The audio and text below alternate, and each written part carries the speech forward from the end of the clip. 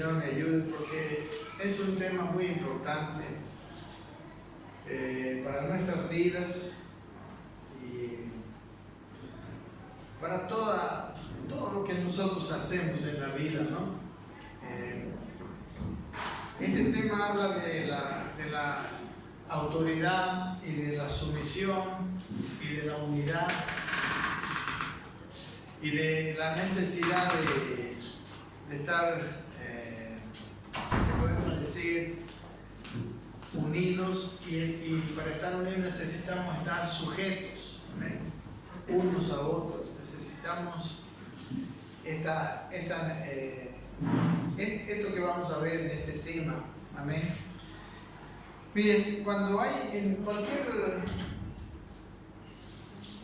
grupo de cosas, de personas, hablo de cosas porque también, por ejemplo, podemos tener un equipo, ¿no? Para que funcione bien, un equipo tiene que estar ordenado, y tiene que tener una dirección, ¿verdad? Para un grupo de personas lo mismo. Para que nosotros podamos hacer algo entre muchos, tiene que haber siempre una dirección y un orden de las cosas, ¿no? Todos nosotros tenemos que tomar un lugar, ¿no? El funcionamiento, sí, como les digo, de cualquier mecanismo que involucra varias partes debe tener orden y unidad, ¿no? Por ejemplo, el cuerpo humano. El cuerpo humano es un mecanismo muy, muy importante, pero tiene que tener un buen orden, ¿verdad? Y una unidad. ¿Y quién le da la unidad al cuerpo humano? La cabeza, ¿no? Dice que todo pasa por la cabeza. Y para que funcione bien el cuerpo humano, todo tiene que estar coordinado. Por ejemplo, mis manos tienen que estar coordinadas con mis ojos, ¿verdad? Mi brazo con mi antebrazo para yo agarrar por ejemplo, esta Biblia y ponerla así. Hay un montón de sistemas que están bien coordenados, ¿no? Para nosotros es como una cosa muy natural, ¿verdad? Pero si los que hacen, por ejemplo, los robots, están con serios problemas. Difícil hacer solamente este movimiento de agarrar aquí, digamos, porque son muchísimas partes que se involucran y todas ellas tienen que estar ordenadas. Tienen que venir del hombro, de la cabeza mandar al hombro, el hombro al brazo, el brazo tiene que moverse así, la mano así y esta otra mano así, hacer así, o sea, los dedos. Ustedes se dan cuenta de la cantidad de cosas que tienen que tener en orden. Y el cuerpo humano, por ejemplo, es un modelo en la iglesia. O sea, la iglesia de Corinto, por ejemplo, tiene como modelo el cuerpo humano. Si quieren, vemos un poquito en 1 Corintios 12, que hay características del cuerpo humano que son características de la iglesia. En realidad, si ustedes se dan cuenta, la iglesia de Corinto tenía un problema. Era una iglesia muy débil. Y el principal problema de la iglesia de Corinto era que había divisiones. Por eso fue, según Pablo, que escribió la carta. Porque había divisiones. No había una unidad. Y aquí, por ejemplo, si quieren ver capítulo 12, versículo, por ejemplo, en el 4, ¿no? La iglesia tiene diversidad, pero tiene que tener unidad. Aquí, por ejemplo, nosotros somos parte de esta congregación, ¿verdad? Pero usted y yo somos muy diferentes. Hay hombres, hay mujeres, hay personas mayores, hay niños. Hay algunos que han estudiado mucho, hay otros que no han estudiado mucho, etcétera, ¿no? Cada uno hay de toda clase hay comerciantes, hay ingenieros, de todo, técnicos. Pero, como aquí dice, miren, el versículo 4 hablando de los que dice, aunque ahora bien dice, hay diversidad de dones, pero el Espíritu es el mismo, un solo Espíritu. Somos diferentes, cada uno tenemos diferentes dones, pero un solo Espíritu. Hay diversidad de ministerios, pero un solo Señor. El Señor es el mismo. Hay diversidad de operaciones, Pero Dios dice que hace todas las cosas en todos, es el mismo. Amén. Hay una diversidad y unidad, siempre pasa así. No podemos ver así varios versículos, ¿no? Dice en el versículo 11, por ejemplo, dice, por ejemplo el 7 dice, pero a cada uno les dada la manifestación del Espíritu para provecho, dice, porque a este es dada por el Espíritu palabra de sabiduría, a otro palabra de ciencia, según el mismo Espíritu, a otro fe. O sea, aquí está hablando de diferentes funciones y diferentes dones, ¿no? Porque a otro y a otro quiere decir que no es la misma persona que tiene todo. Amén. Somos diferentes, tenemos diferentes cosas, pero el Espíritu es el mismo. En el versículo 11 dice, pero todas estas cosas las hace uno, el mismo Espíritu, repartiendo a cada uno en particular como él quiere. Porque así como el cuerpo es uno y tiene muchos miembros, pero todos los miembros del cuerpo, siendo muchos, son un solo cuerpo, así también Cristo. Amén. Entonces, podemos seguir viendo, en toda la epístola está hablando, ¿no? De que algunos son, dice, si el pie le dijera a la mano, ¿no? Mano, como tú no eres como yo, tú no eres del cuerpo, digamos. No, somos muy diferentes, pero somos del mismo cuerpo. Amén. Y después dice, imagínense si todo el cuerpo fuera mano, ¿no? Mano, aquí mano, aquí arriba, mano. No hay cuerpo cuando todos somos iguales. No hay riqueza cuando todos pensamos igual, cuando todos sabemos hacer solo una cosa, ¿no? La riqueza viene en que cada uno sabe hacer cosas diferentes. Pero esa riqueza no se aprovecha si no estamos coordinados, si no hay un solo cerebro, si no hay una sola cabeza. Amén. Imagínense, creo que incluso ha habido fenómenos, ¿no? Personas que nacen con dos cabezas. Es muy raro.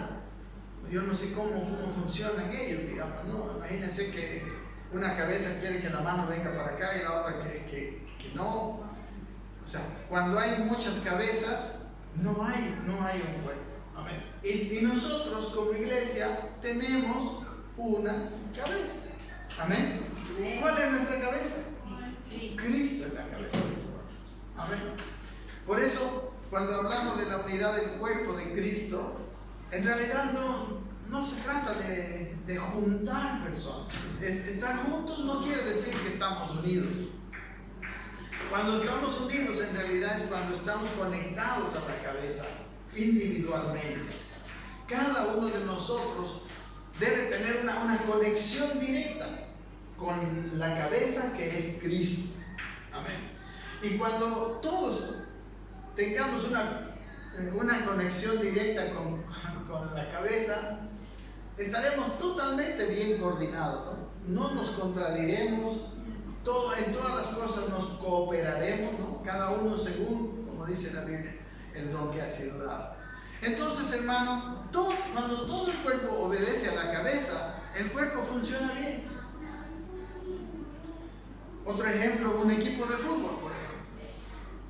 Un equipo de fútbol tiene diferentes jugadores, ¿verdad? Pero no sé si usted ha visto jugar partidos de fútbol de niños, ¿no? Ellos no están bien coordinados, todos van tras la pelota, ¿no? No están bien, es fácil debe ser ganarle a un equipo de niños porque ellos no tienen una coordinación, nadie sabe quién es delantero, máximo el arquero se queda en el arco, ¿no? Y todos van tras la pelota, yo me acuerdo también así jugaba. Pero otra cosa es cuando viene un entrenador y pone a los defensas aquí, a los delanteros, ¿no? Imagínense un equipo bien ordenado con otro así que está desordenado. ¿Quién gana? Ganan los que están ordenados, no los que tienen cabeza.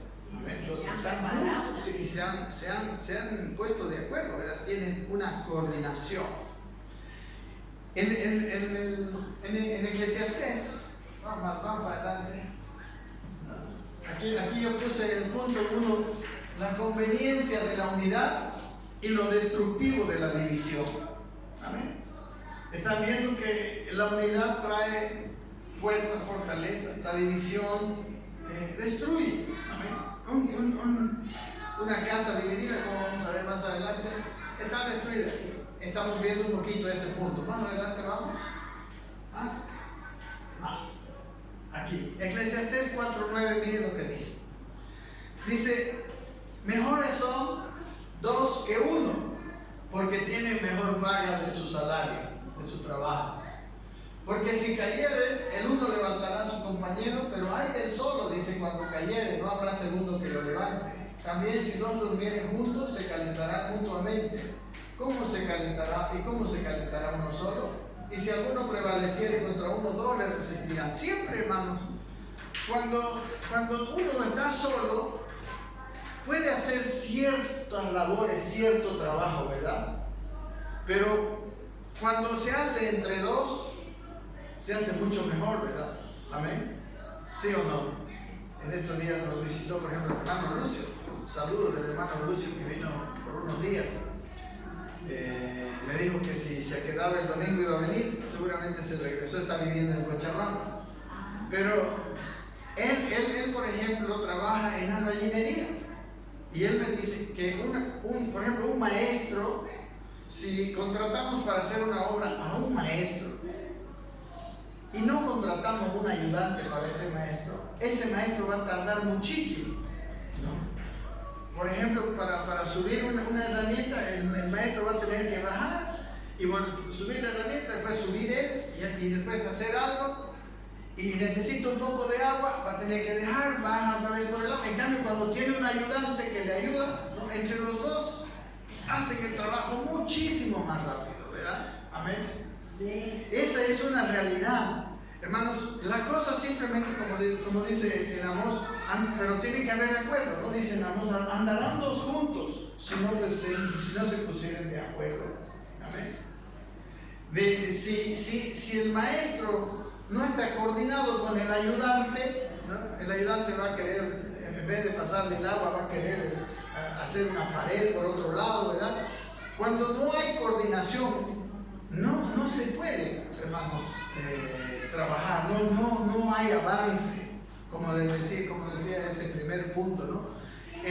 Es conveniente, ¿no? La unidad, y es muy inconveniente la división. Amén.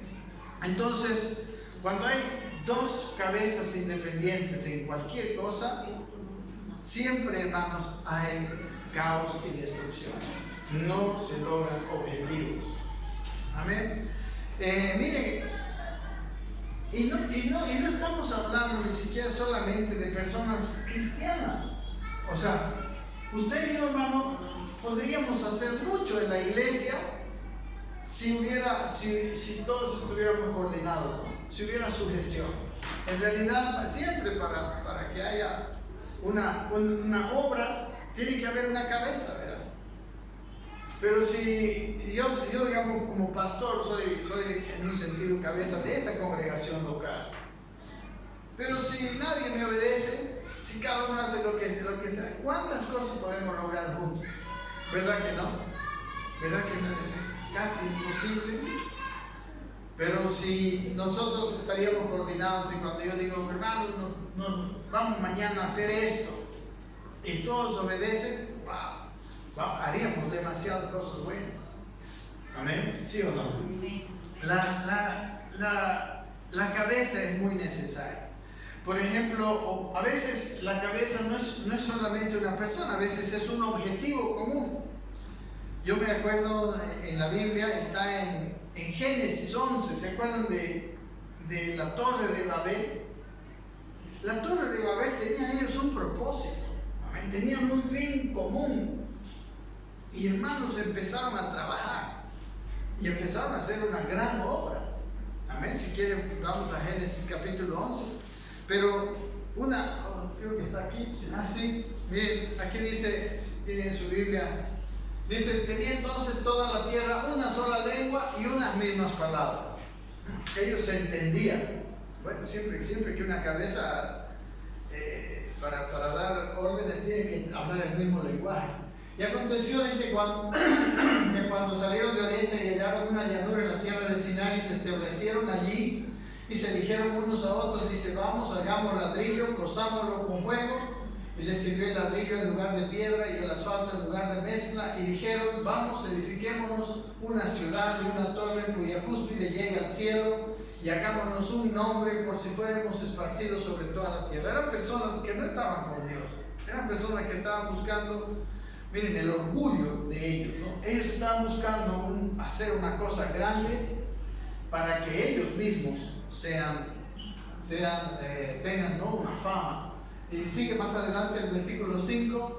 Y descendió Jehová, dice, para ver la ciudad y la torre que edificaban los hijos de los hombres. Y dijo Jehová, he aquí el pueblo es uno. Miren lo que dice Dios acerca de la unidad. Todo el pueblo es uno. Todos estos tienen un solo lenguaje y han comenzado la obra, y nada les hará desistir de lo que han pensado hacer. O sea, ni Dios de una manera directa no los iba a hacer desistir. Amén.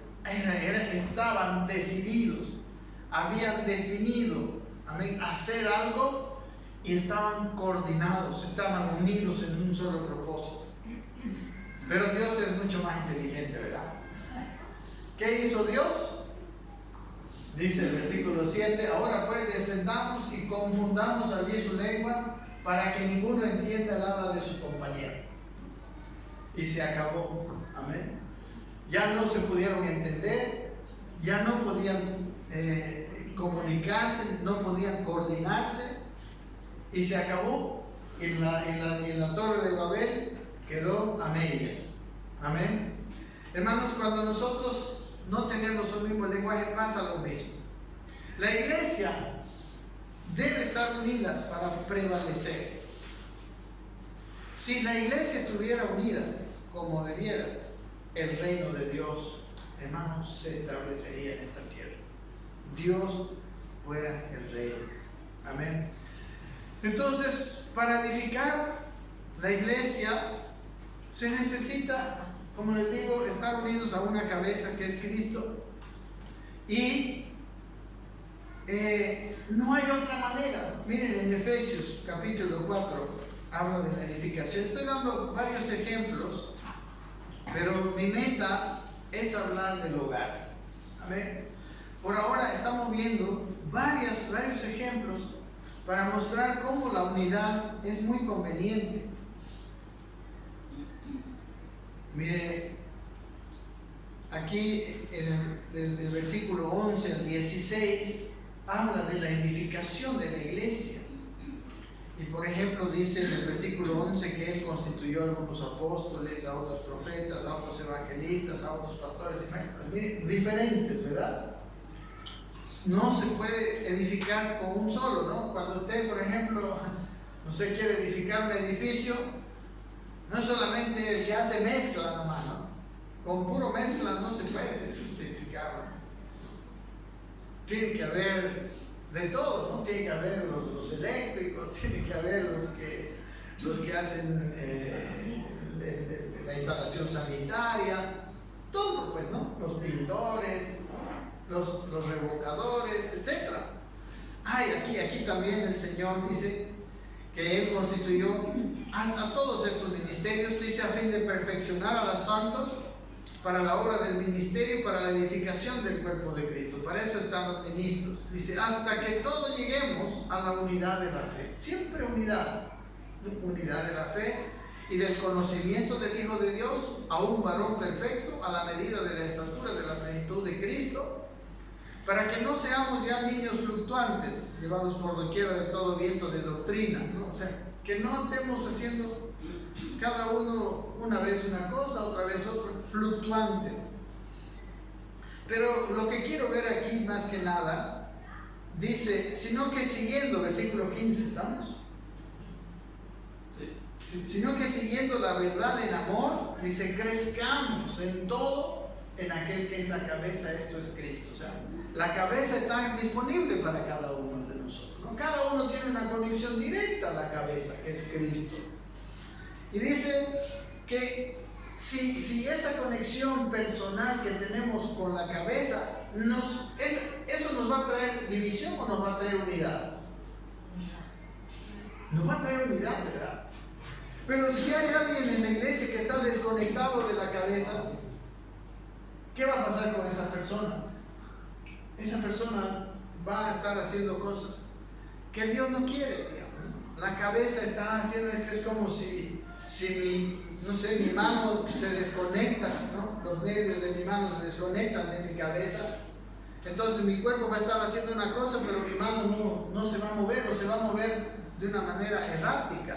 ¿Vale? Creo que hay una enfermedad que se llama parálisis cerebral, ¿no? Y eso es una enfermedad de falta de coordinación, no hay una coordinación. Amén. Y aquí dice en el versículo 16, de quien todo el cuerpo, dice, está diciendo que todos crezcamos, ¿verdad?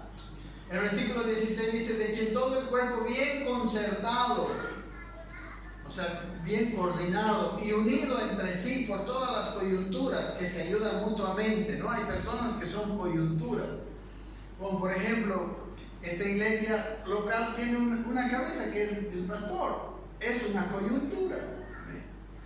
Que ayuda, porque no todos dentro de la iglesia escuchan a Dios, por ejemplo, ¿no? Hay dos maneras. Entonces, los más maduros les ayudan. Dice aquí, todas las coyunturas que se ayudan mutuamente, según la actividad propia de cada miembro, recibe su crecimiento para ir edificándose en amor. ¿Amén? Todas las coyunturas, coordinadamente, unidos, se edifican. ¿Amén? Y se logra una edificación.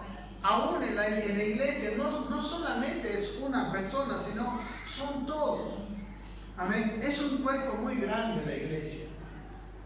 Es indispensable. Si decimos que la iglesia está unida, hermano, hay una sola esperanza de que la iglesia esté unida.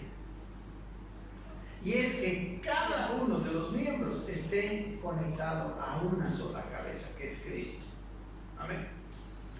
No es como la iglesia, por ejemplo, la religión católica. La religión católica tiene un jefe, ¿no? Pero ese jefe es el Papa. Ese jefe es visible. Pero no todas las personas tienen una conexión. Pero nosotros sí podemos tener una conexión directa a nuestra cabeza. Amén. Sí, todos nosotros podemos entrar. Y en la medida en que todos estemos bien conectados con Cristo, vamos a funcionar de una manera perfecta en el mundo. Y podremos hacer cosas increíbles. Entonces, ¿qué es lo más importante para nosotros en la iglesia?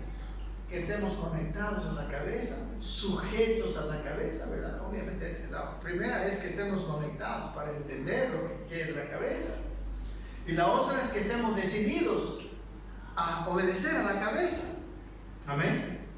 Sí, si hay esas dos cosas, si yo estoy conectado con Cristo y estoy decidido a servir, mi vida la he entregado para Él, entonces yo haré todo lo que Él me diga y haremos grandes cosas, poderosas cosas. Amén. Es más, yo les digo, toda actividad independiente de la cabeza es destructiva. Amén. ¿Sí? ¿Se dan cuenta ustedes de esa verdad?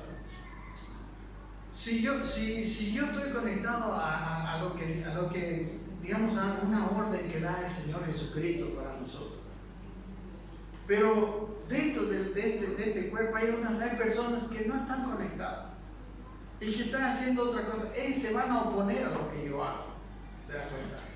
Amén. Va a haber oposición, va a haber, en vez de ser una ayuda, va a ser una contra.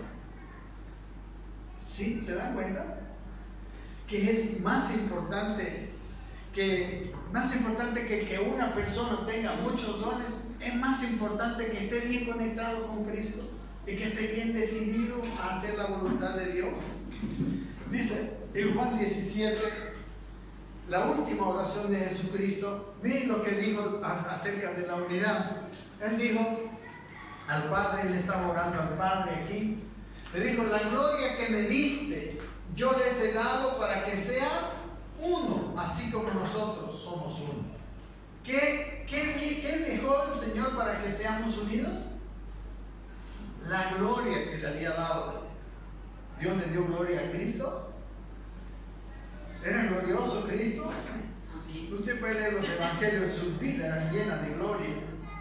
Y Él le dijo, esa gloria que tú me has dado, Padre, yo les he dado a ellos. Está hablando de la iglesia. ¿Para qué? ¿Con qué fin dio su gloria? Para que sean uno. Amén. Yo en ellos, dice, y tú en mí, para que sean perfectos en unidad. No solamente que seamos unidos, sino que seamos perfectos en unidad, dice, para que el mundo conozca que tú me enviaste. El mundo conocerá, hermanos, que Dios ha enviado a Jesucristo cuando la iglesia, por medio de la gloria que tiene Cristo, que nos ha sido dada, nosotros estemos perfectos en unidad. Amén. Cuando estamos unidos, el mundo conocerá, dice, que tú me enviaste y que los has amado a ellos como también a mí me has amado. Amén. El Señor Jesucristo considera tan importante la unidad, la coordinación entre nosotros, que estemos unidos, que ha dejado la gloria. Él le dice, toda esa gloria que tengo, que me diste tú, Padre, yo les he dado para que sean uno. Amén. Para Dios, por eso es muy importante. Ahora no sabemos, yo no sé, solamente Dios conoce cuánto de la gloria de Dios está en nosotros, cuánto hemos obtenido de esa gloria. Amén. Entonces, cualquier grupo humano, hermanos, que tenga una buena coordinación, que tengan el mismo propósito, que estén decididos a hacer algo y que estén sujetos a una cabeza, pueden hacer casi cualquier cosa en esta tierra. Todo es posible si hay una buena coordinación. Una empresa, hermano, una empresa que tenga una buena coordinación, una empresa donde todo el mundo trabaja con una sola idea, que se sacrifican, que ponen de su parte, ¿acaso no tendrá buenos resultados? ¿Sí o no? Amén. Es así. Y vamos al último punto, que es el punto más central que yo quería tocar. Hermanos, en la iglesia, bueno, en la sociedad, hay una unidad poderosa que se llama matrimonio. Amén. Que se llama familia. Y saben, hermanos, viendo todo esto, hay una gran debilidad en la familia porque no hay una buena coordinación. Amén. Porque para empezar, el esposo y la esposa no están de acuerdo. Miren, desde la creación, ¿no? En Génesis capítulo 2, 18, miren, cuando Dios hizo a Adán, dice, y Jehová Dios dijo, dice 2:18, ¿qué dijo? No es bueno que el hombre esté solo, le haré ayuda idónea para él. Entonces, ¿se acuerdan, no? Que son mejores dos que uno, decíamos, ¿no? En Eclesiastés. El hombre, parece ser que el hombre solo es débil, porque está solo, no tiene fuerza. El enemigo le puede ganar, amén. El mundo le puede ganar. Por eso dice que Dios dijo, lo vio al hombre y dijo, este está solito, necesita una ayuda idónea. Y Dios, hermano, así como ustedes ven, es tan inteligente, ¿no? Dicen que el hombre más inteligente es más tonto que lo tonto que hubiera de Dios, ¿no? O sea, Dios es tan inteligente. Miren lo que hizo, fue tremendo. Lo hizo dormir a Adán. Conocen la historia, ¿no? Le sacó una costilla y después se hizo a la mujer. De uno solo, ahora hizo dos. Amén. ¿Para qué? Para que entre los dos, ya entre dos, ya hay más fuerza, ¿verdad? Los mejores son dos que uno. Y después dice que serán los dos, miren el versículo 20. Entonces dice: Jehová hizo caer un profundo sueño sobre Adán mientras éste dormía. Tomó una de sus costillas y cerró la carne en su lugar. Y de la costilla que Jehová tomó del hombre hizo una mujer y la trajo al hombre, ¿no? Dijo entonces Adán: esto es ahora hueso de mis huesos, carne de mi carne. Esta será llamada varona, porque del varón fue tomado. Y dice, miren el 24, aquí está el secreto.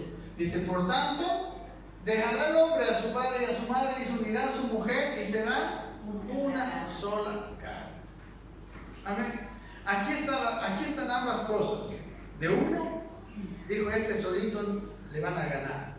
Bueno, entonces sacó e hizo dos. Amén. Y ahora esos dos, digo, para que estos dos estén unidos, tenemos que soltar las ligaduras que tenían con sus padres, ¿verdad? Por eso tienen que dejar al padre y a la madre. Amén. Para yo estar unido, si yo estoy, por ejemplo, unido, no sé, si yo tengo una cuerda que me mantiene aquí, digamos, atado a este aparato, y yo quiero unirme, digamos, a uno de ustedes, y uno de ustedes se mueve, no me va a poder mover porque tengo una atadura, ¿verdad?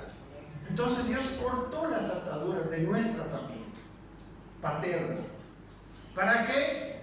Dice: dejará el hombre a su padre y a su madre y se unirá a su mujer y serán los dos otra vez una sola carne. Ahora los dos son una sola carne, pero son dos. Amén. Tienen la fuerza de dos y tienen la unidad. La única manera de poderle ganar a esta unidad, ¿cuál es? Había una frase que tenían los romanos: divide y vencerás. Amén.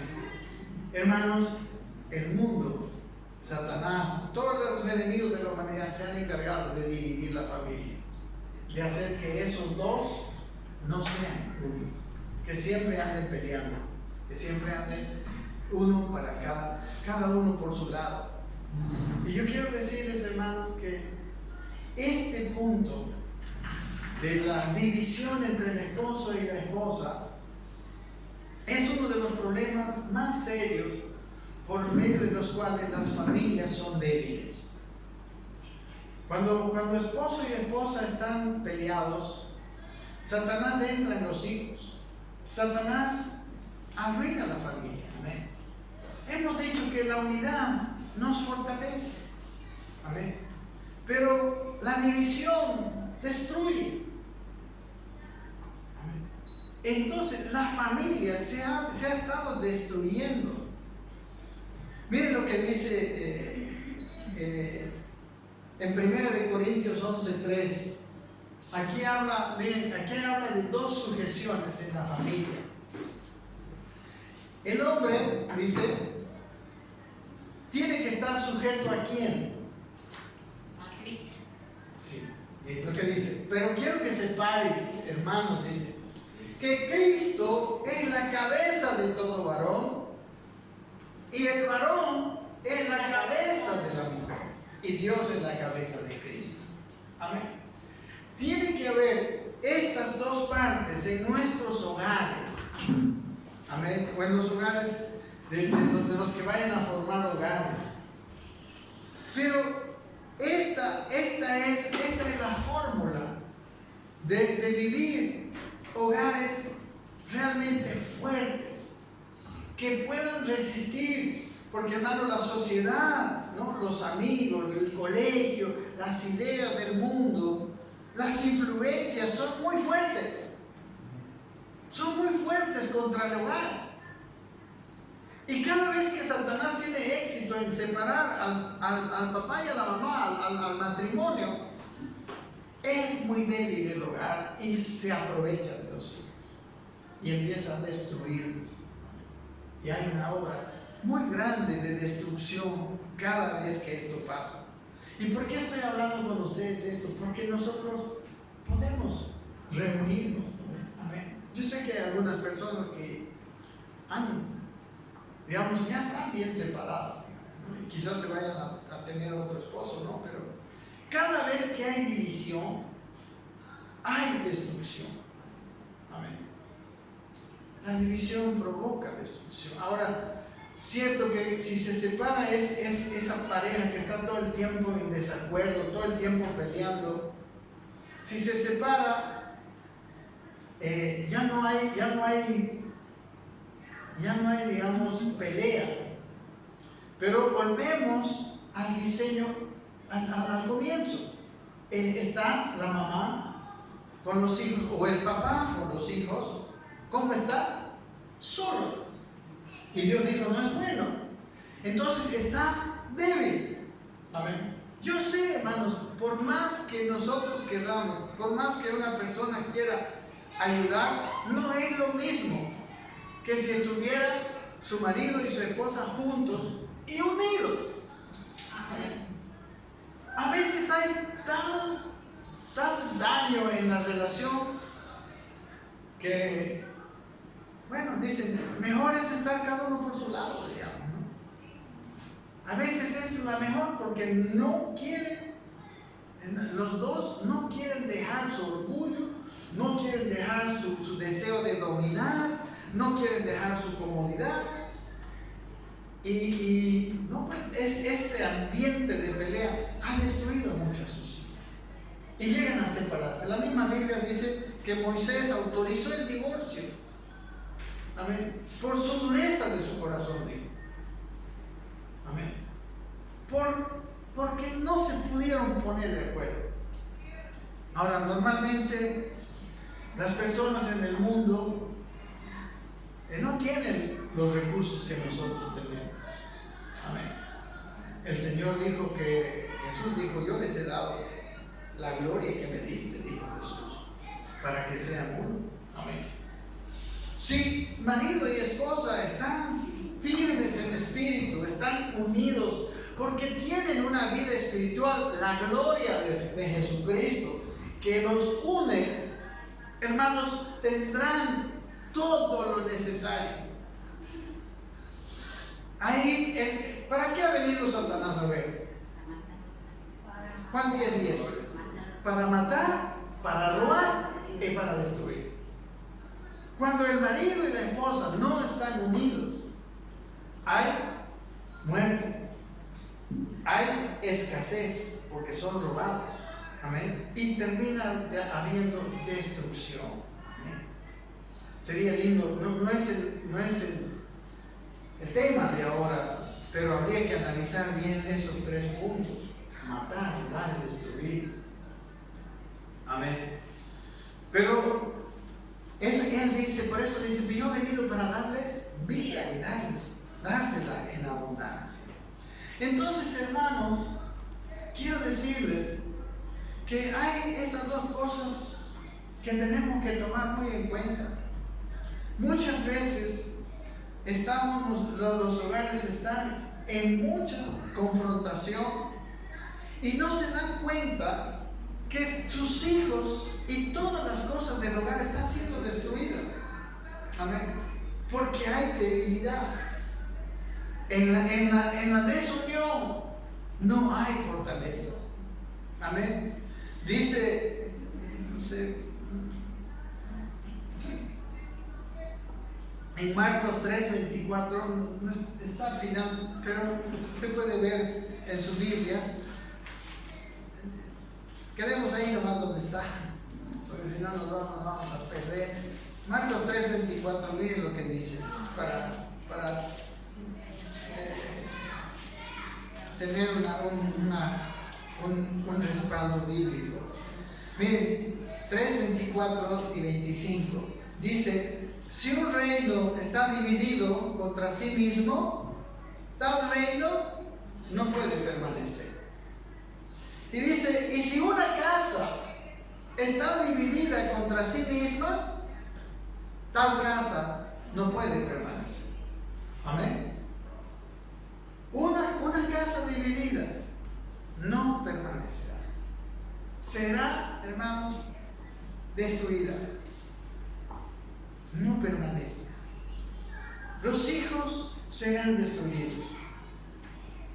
Estarán en una gran desventaja, porque el hogar, los padres son protección para los hogares. Amén. ¿O quién protege a sus hijos? Pues ustedes, los padres. Amén. Los padres son los protectores de los hijos. Pero si el protector no tiene fuerza, le ganan al protector y destruyen a los hijos. Amén. Ahora, obviamente, cuando una persona ha pasado por una circunstancia, yo sí creo que si se une bien a Cristo, el papá o la mamá, bien unidos a Cristo, ya también son otra vez una unidad y pueden tener victoria. Amén. Pueden tener victoria. Pero el plan de Dios es que el esposo y la esposa estén completamente unidos. Amén. Y para eso está lo que habíamos visto antes en 1 Corintios capítulo 11, versículo 3. Que el varón es cabeza de la mujer, pero Cristo es la cabeza del varón. Amén. Así como Dios era la cabeza de Cristo. Veamos estos tres cabezas. Miren cómo Dios era cabeza de Cristo y Cristo estaba sujeto a Dios. Vamos a leer en Juan capítulo 5. Vean conmigo, este es muy lindo. Juan 5:19. Si tienen su Biblia ahí, se puede ver, aquí está. Juan 5:19. Miren, aquí está hablando Jesucristo de su vida sujeta al Padre. ¿Quién es la cabeza de Cristo? El Padre, ¿verdad? Dios. Dice, versículo 19, miren lo que dice, escuchen bien. Escuchemos bien, especialmente los hombres, los maridos. Amén. Dice, respondió entonces Jesús y le dijo, de cierto os digo, dice, no puede el Hijo hacer nada por sí mismo. Miren, hermanos, Jesucristo reconocía que solo no podía hacer nada. Lo mismo el marido que está separado de Cristo. Muy poco puede hacer para defender su familia, para construir el hogar. Dice, no puede hacer el Hijo nada por sí mismo, sino lo que ve hacer al Padre. Cuando está dirigido por la cabeza, que es el Padre, ahí sí puede hacer. Dice, porque todo lo que el Padre hace, también lo hace el Hijo igualmente. Amén. Lo que la cabeza dice, el Hijo lo hacía. Y cuando el Hijo hacía lo que decía la cabeza, todo funcionaba. Amén. Siempre, hermano, Jesús dice todo lo que hizo, nada podía hacer por sí mismo. Estaba en una sujeción total y completa con el Padre, según este versículo. Y miren qué lindo, versículo 20, siguiente, ¿no? 20, dice, porque el Padre ama al Hijo